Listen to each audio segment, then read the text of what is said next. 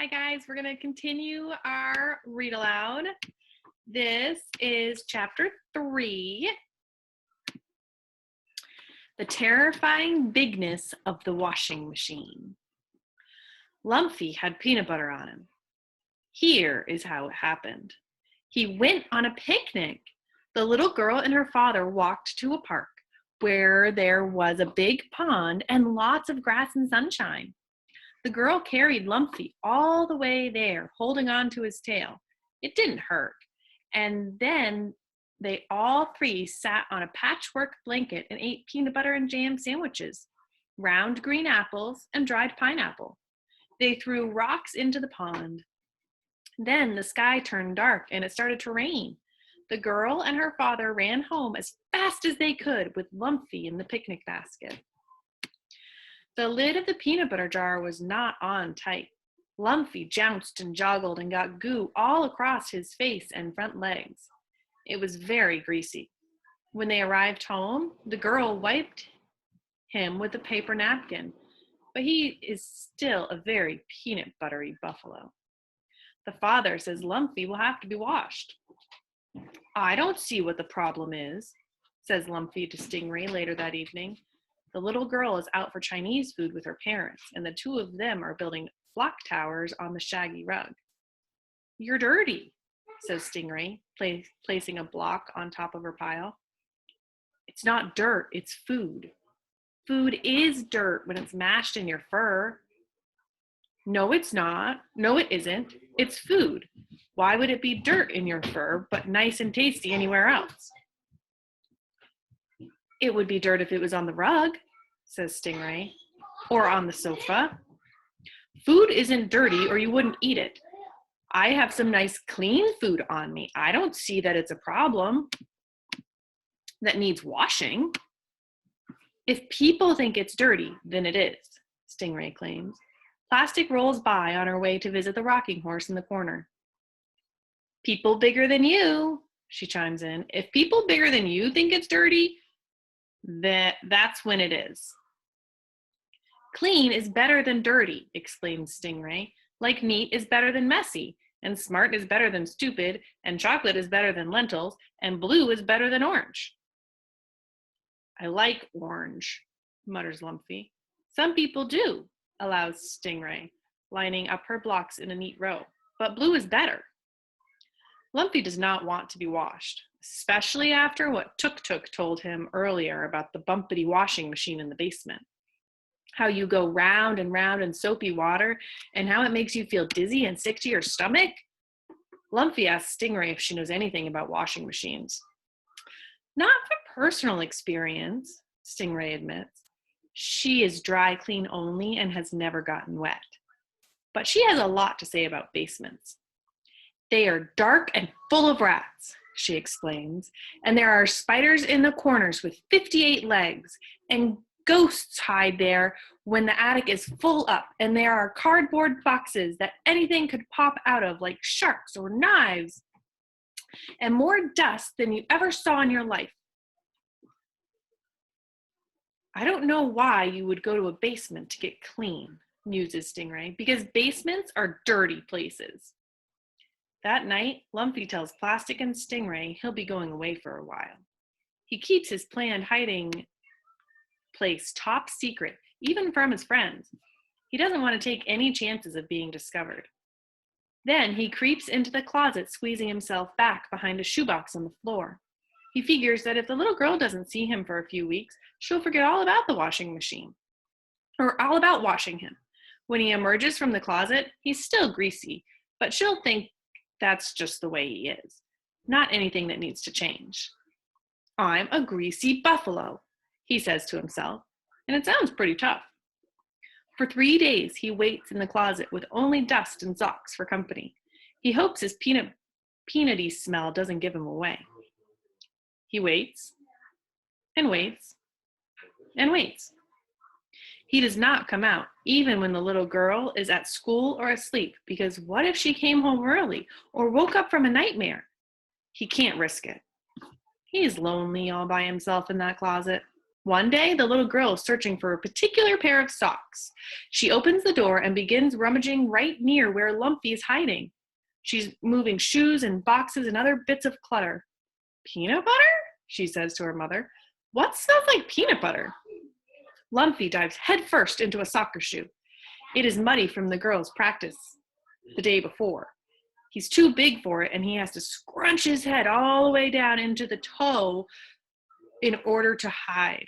Even then, his bottom is sticking out pretty far, and he is so worried about being found that his tail wags back and forth without him doing it on purpose.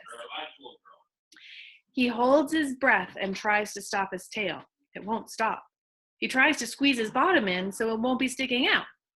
It won't squeeze. He tries not to smell like peanut butter, but he stinks. The little girl roots around in the closet for 8 days. Well, it was really 8 minutes, but it feels like 8 days to Lumpy. Finally, the girl finds her particular sock and goes away.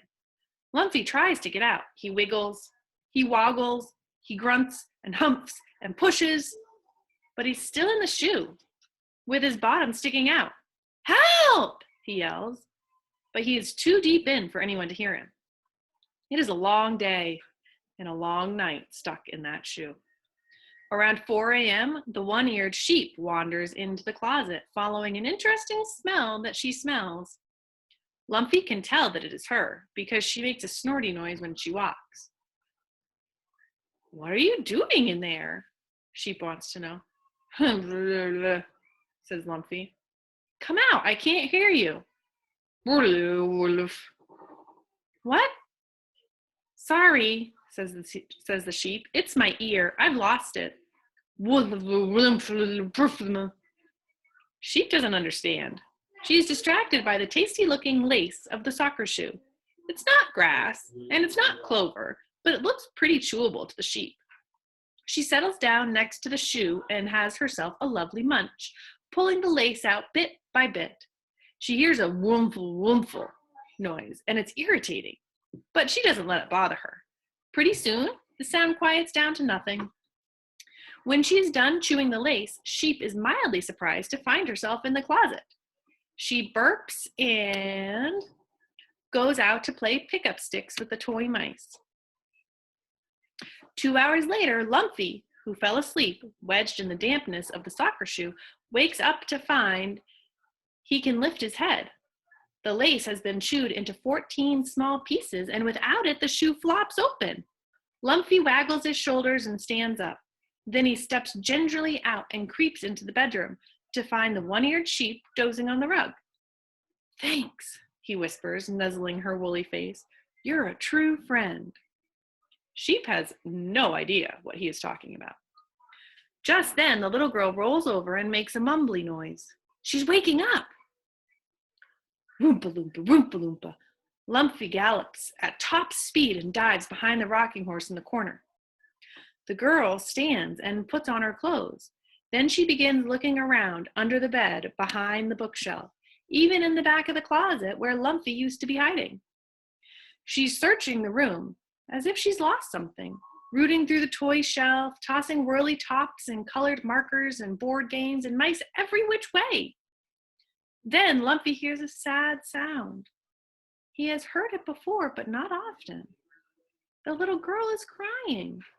He's not here, she wails. I need him. Lumpy peeks through the legs of the rocking horse so that he can see the girl's face. Her cheeks are wet. Lumpy! Lumpy! The girl throws herself on the bed, buries her face in the pillows, and weeps. She misses me, Lumpy realizes. She thinks I'm gone forever. The idea had never occurred to him. He rushes out from behind the horse. Ah! He remembers the washing machine and runs back behind the horse's legs. Ah! The little girl's crying!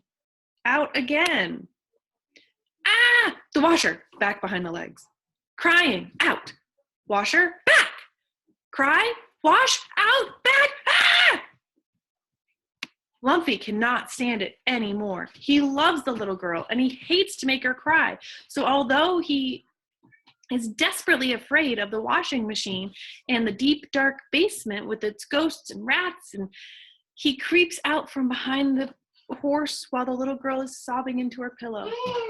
Quietly, Lumpy tips over one of the green rubber boots sitting near the foot of the bed. Then he lies down, very cleverly, right in front of the boot, as if he had been shoved down in there and only spilled out when the boot tipped over. When the girl stops crying and looks around for a tissue, she sees Lumpy lying there. She picks him up and kisses him all over his peanut buttery face, squeezing him until he thinks his buffalo teeth might fall out.